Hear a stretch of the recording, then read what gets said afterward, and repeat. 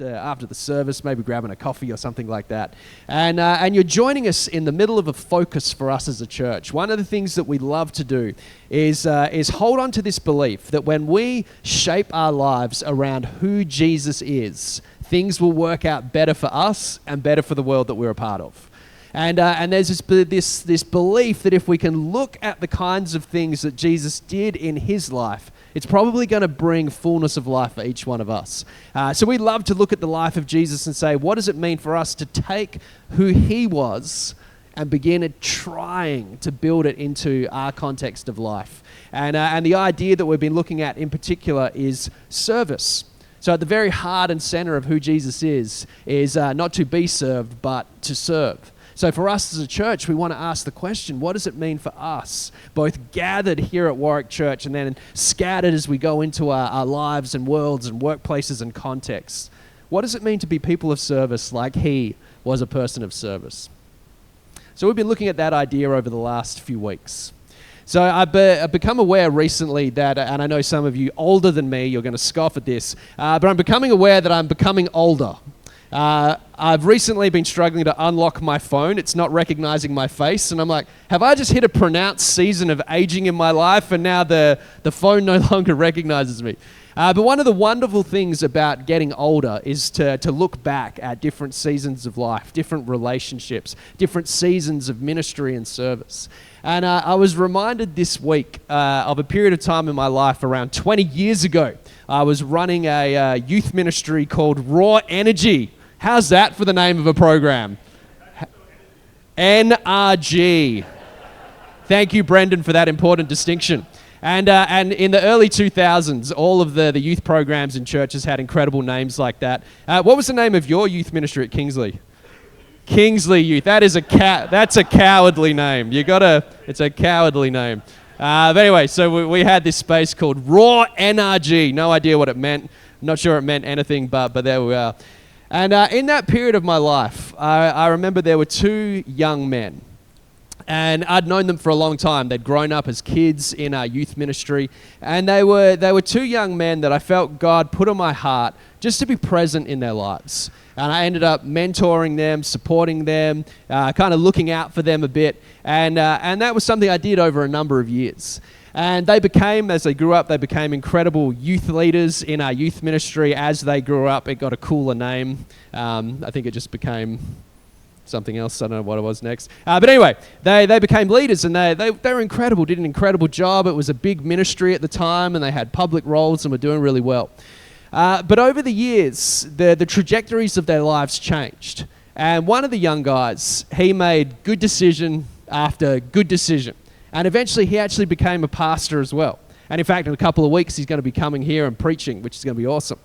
And then the other young guy, who I was equally present in his life, at a certain point in his life, he started making bad decision after bad decision and spiraled into more bad decisions. And tragically, the story of his life ended in prison. And then I look at these two different guys and framing this in the context of me serving them in that season of life. One of the ways that I could look at that season of my life and those two expressions of servanthood is say, one had a really good outcome. One had a not so good outcome. And you might reflect on that, and if you met that young man and the young man who's now in ministry doing all kinds of things, you might say, Phil, great job. You really hit that one out of the park. Now, I know I'm not the only source of influence in his life, and there's a lot of his own decision-making that's a credit to him. But let's say in this context, that if it all came down to me, which it never does and definitely didn't, you might say, yeah, way to go, Phil, that's incredible. Look at the fruit that's in that young man's life. Look at the outcome of your investment into who he is. But then on the flip side, you might look at the story of the other young man. Be like, whoa, Phil, what went on there? I'm not sure I want to send my kids to your youth ministry. Like, what happened there? And you might say that wasn't a great outcome. And one of the ways we can think about our serving is to reflect only on the outcomes of the service. But is that the best way to look at it? Should I conclude that one act of service to the young guy whose life turned out well has more value than the act of service to the young guy's life that turned out not so good. So Jesus in his life and teachings, he has a lot to contribute to the tension that I've just described, where we think of our contributions measured solely on the outcomes that they achieve. You know, there's this wonderful occasion in the life of Jesus where one of the mothers of two of the disciples, they were called James and John, and they had a mum that loved them, a mum that wanted what was best for them, but a mum whose desire to see them elevated took a little bit of a dark turn. That she came to Jesus and she said, Jesus, when your new kingdom arrives, because Jesus had begun to speak about the kingdom that was coming, but it wasn't a kingdom like they all understood it might be. So she asked, Jesus, when your new kingdom arrives and you sit upon your throne, make my two boys, James and John, give them the highest seats of honor at your right and at your left. Anyone remember this story as you've read through the New Testament? She's like, make them the greatest in your kingdom. And it's coming from a good intention, but it's just straight off the edge of the knife towards Jesus, elevate my kids. Look at Peter. He's no good. He's out of control. Make James and John the ones that are greatest. You know, there's this old reality TV show called Dance Mums. Anyone familiar with Dance Mums? Yes, an honest hand. I love it. I've got some giggling shoulders and one honest hand. And Dance Mums, man, it was a wild ride. Now, can I forward this by saying I have several friends who are mothers of children who do dance, and they're compassionate, they're gracious, they're servant-hearted people. But Dance Mums, that's not a very entertaining story arc. They go the opposite end of mums who are insecure, overly competitive, and vicariously living through their children and their dance careers. And it's kind of stories of tearing down these other girls, like talking to other mums, saying, your daughter's out of time, her bangs are terrible, and it just gets really catty, and they just like, it's horrible. And it's this elevation of self at the expense of others. This social hierarchy that emerges that people should fight tooth and nail for. And that's what's being expressed in this wonderful, dare I say, dance mum coming to Jesus, saying, Jesus, my two boys are the best. Anyone else's mums feel that way? Mum? Yes. Thank you. Got there eventually. That was a very labored, like, well, I guess so. She says, my two boys are the best. Make them the greatest. They need to be at the highest rung of whatever ladder this is we're building. And Jesus has a response to it. And it's a wonderful sequence of verses that I want to take us into this morning. In Matthew chapter 20, verse 25 to 28. And this is Jesus' direct response to James and John's mum making this request. Jesus called them together and said, you know that the rulers of the Gentiles lord it over them, and their high officials exercise authority over them. And if you're newer to the scriptures, when Jesus uses this word Gentiles, he's talking about non-Jewish people. And almost certainly in this case, he's talking about the Roman Empire. An empire that's so defined by an intense hierarchy, which quite literally was built upon and measured by how many people served you. And at each level, as the authority increased, there were higher numbers of people that were in service to your name. And that aspect of the Roman culture had begun to bring out everything that was worse within the Jewish context and their own systems of social hierarchies. So Jesus identifies that. He identifies the dance mum tendency within each and every one of us to make ourselves great. I never thought that phrase would come out of my mouth, but here we are. Jesus says something different. He says, this is how the kingdom of the world looks. The kingdom of Rome looks. This is how our religious system has begun to look. I'm just adding some subtext. He says, not so with you. Instead, Whoever wants to become great among you must be your servant. And whoever wants to be first must be your slave. Just as the Son of Man did not come to be saved, but to serve. And again, if you're newer to scriptures, when Jesus uses the phrase Son of Man, he's talking about himself. To serve and to give his life as a ransom for many. So what Jesus is referencing here is a really foundational aspect of the overall teachings of Jesus. And it's sometimes called the upside down kingdom of Jesus, where the first becomes last, where the greatest becomes least.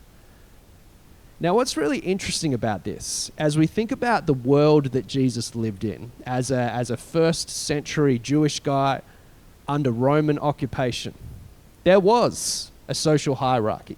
And in fact, every culture, every society has people that it naturally elevates and makes more visible, and people groups that it naturally avoids and makes less visible. Now, one of the things that you might think when you think of the life of Jesus is that on whatever that ladder of social power was, that Jesus is probably somewhere near the bottom. So all well and good for him to say the first shall be last. You're just saying that because you're on kind of the bottom rung of the ladder, Jesus. But what's so important to remember about who Jesus is in the context of Jewish culture of the day, that at the very center of their social hierarchy was actually the religious leaders. Was the Pharisees, the Sadducees, like the chief priest. And also included at that group, right at the center of power and influence, was teaching rabbis like Jesus. You know, it wasn't just the miracles that Jesus performed that caused people to constantly to gravitate towards him. It's because he was a rabbi. And rabbis had power and influence and fame in the context of that Jewish culture.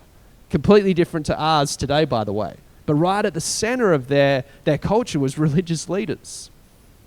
And so Jesus is giving this teaching, speaking as someone who is at the center of their social ladder.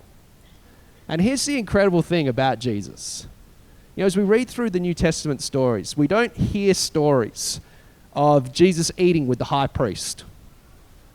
We don't hear stories of Jesus hanging out with Roman officials. We don't hear stories about him having meals with the Pharisees or Sadducees or the bases of power in their culture. But you know what we have 100 stories of? Jesus eating with the people that their culture had made invisible. With the poor, the beggars, those struggling with disease.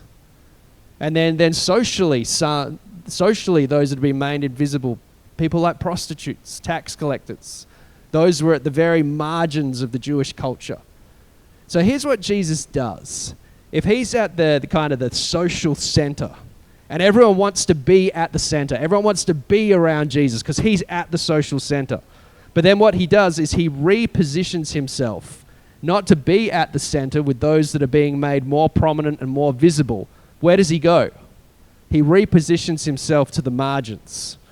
So if you wanted to be around Jesus, guess who you are also going to be around? The sick, the poor, prostitutes, people caught up in sin and addiction. Jesus makes the margin the center. They're saying, this is where I'm going to be. And this is the upside down nature of the kingdom of Jesus, that it's not just teachings for him, it's actually lived out in his life and his experience of life. That he models what it means to de-emphasize the outcomes of people's lives. The outcomes of what a heart of service does. And to simply make strangers friends. Or even further, to make strangers family. You know, something important to remember when we think about this aspect of Jesus' life, that in his culture, far more than our own, that if you ate a meal with someone, you were powerfully communicating your love and acceptance of that person. Which is why the religious leaders of the day would never spend time with the kinds of people Jesus spent time with, because he was affirming who they were. He was quite literally making an invisible person visible. And when we think about servanthood expressed in our lives, I think this is such a wonderful idea to hold on to. That our service should be about the person first and the outcome second. The outcome for their life, the outcome for our life. It should actually be about seeing the person. I love this idea. Giving a person a name. Making a person that feels like a stranger. Making a person that feels invisible. Making them feel like they're actually known. That they belong. And that's what servanthood can be. Servanthood can be the force that turns strangers into friends or even family. So again, we all are a part of a culture, different communities that create a ladder. We just all do it. Elevates some, helps us to not see others. Now what servanthood does, motivated by Christ, is to de-emphasize the ladder. And not to see where someone exists upon that ladder, but just to see the person and where they're at. You know, they're so encouraged by the wonderful expressions of this within our own church community. I was talking to one of our leaders from Warwick Kids a couple of weeks ago. And they'd been serving that morning in one of the kids' rooms. And I just got chatting to them, and I was like, oh, how was it this morning? I hope my kids were nice to you and, and all of that. And they were just overjoyed. They came out of that space absolutely pumped. Excuse me. And they were just so thrilled to be serving in that space. And it caught my attention. I was like, oh, why are you so happy? It's not exactly what I said. I said, what was it about this morning that was so good? What was it about this morning? And I didn't use this word, but I think it was partly what I was asking. What was it about this morning that made it a success in your mind? And I was assuming like maybe it was an incredible lesson that they were able to take the lesson and teach it really well, and the kids resonated with it and understood something new about who Jesus is and knew about who God is. And that's incredible, and it's my prayer that happens. Or maybe it was that an activity really worked out, that they'd planned this incredible game and it just worked and the kids were laughing and having fun. And what my mind to went initially was all outcome-based. I was like, oh, it was awesome. That means there must have been some great outcomes. And then this incredible kids leader went on to say, here's why I'm so happy.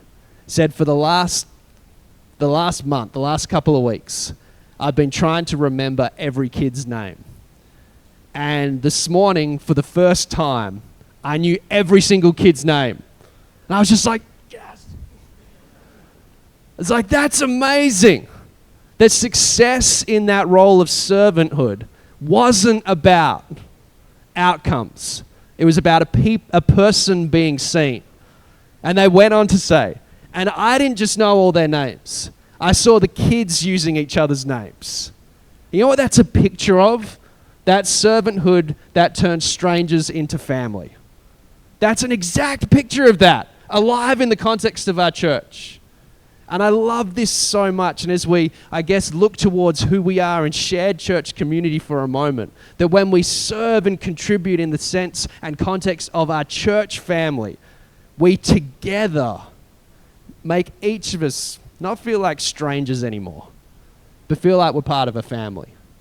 And for those kids that morning, no matter what their week was like, they stepped into a space where they're like, wow, people know me here. Also, I get to know people here. And that's what Jesus is talking about. You know, a little earlier I mentioned those two young men in my life. Equally present in both of their lives. There's an expression of service in my life that poured into each one of them. One, as you remember, I guess the outcome was good if we were to use that language. One, perhaps the outcome not so good. Now, a couple of years back, I had the opportunity to connect with the young guy who ended up in prison. He'd just been released from prison, and we caught up, we had lunch, and I heard all these crazy, crazy stories. And I heard all this brokenness, all this heartbreak, all these terrible things that he'd been through, these terrible things that he'd done. But the whole time as I was talking, and there was an element of heartbreak for me in this as well. Practicing the way, I like it. That as I was chatting with him, I could just see that same 18-year-old kid, that same 19-year-old young leader in our youth ministry, that in the midst of the craziness of his world, we were still able to laugh about things that happened years earlier. We were still able to talk, still able to have conversations about who God is. And I remember thinking in that moment as I spent time with him, and been reflecting on it again this week, that if I could go back in time, let's say I could go back in time to when I was that young kid myself as a youth pastor, you might have said, well, Phil, maybe you should avoid that kid if you could do it all again. Pour that time into someone else, because you know that story's ending badly. And I think the exact teaching of Jesus is to say, if you could go back and do it again, Phil, do the exact same thing. The outcome, there's some heartbreak, there's some pain. But he's a person loved by me, just like he's a person loved by me. So to be able to say, as people of service, we give others a name. And even if sometimes that story is a name coming out of prison that remembers an old connection with someone at church, and they get in touch and say, I'm out of prison. You want to have lunch? Sure. See the person and not to be focused on the outcome. You know, I love our church community here at Warwick so much. And I love the opportunity to serve together. I want to encourage you with a step of action that could flow out of this for you. You know, the service and BT spoke into this so wonderfully last week. It's never just about church, but it should always be partly about church. That we serve as we go into our world, but then there's an expression of servanthood in the body of Christ that's so important as well. And I love capturing it in that story from one of our kids' team, that we serve because we want to turn strangers into family. Do you know, there's two layers of this. You might be here today and maybe you feel like a bit of a stranger here in our church community. Maybe you haven't made too many connections yet, or it might be your very first day. And if it is, welcome. Nice to meet you again.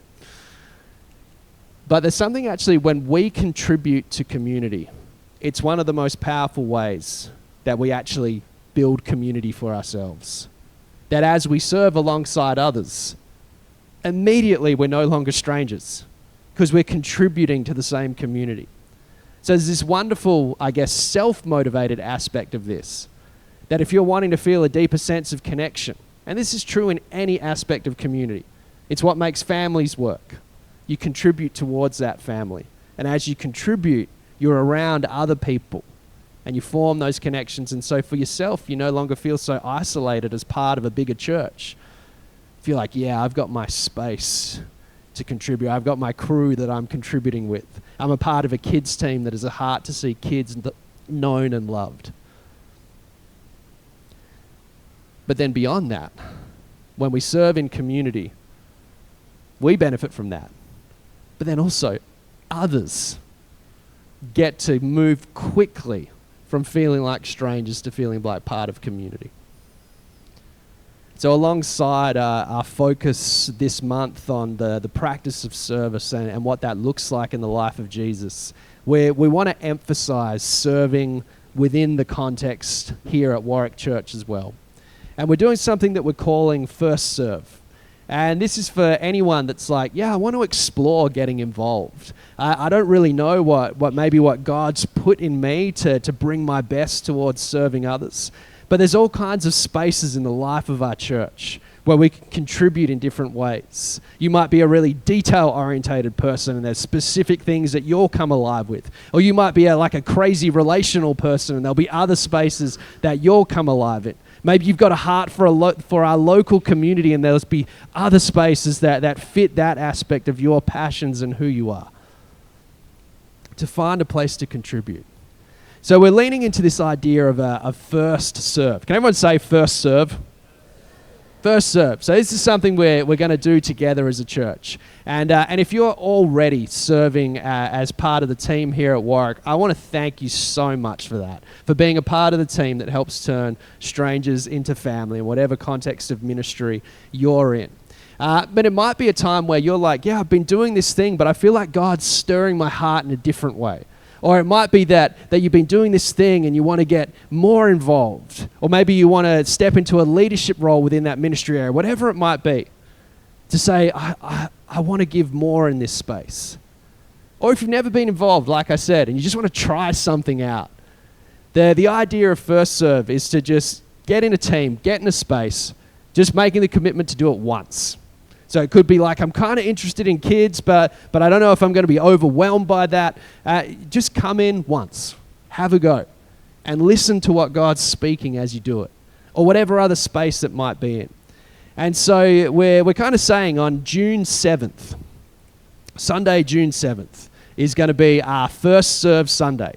And so we're trying to get as many people going in different teams around the space. Now, if June 7th you're away, or if it's a off week in your rotation or whatever it might be, we can adjust that. But in general, we're aiming for June 7th to have our teams filled with people new to teams, getting involved, meeting people, contributing.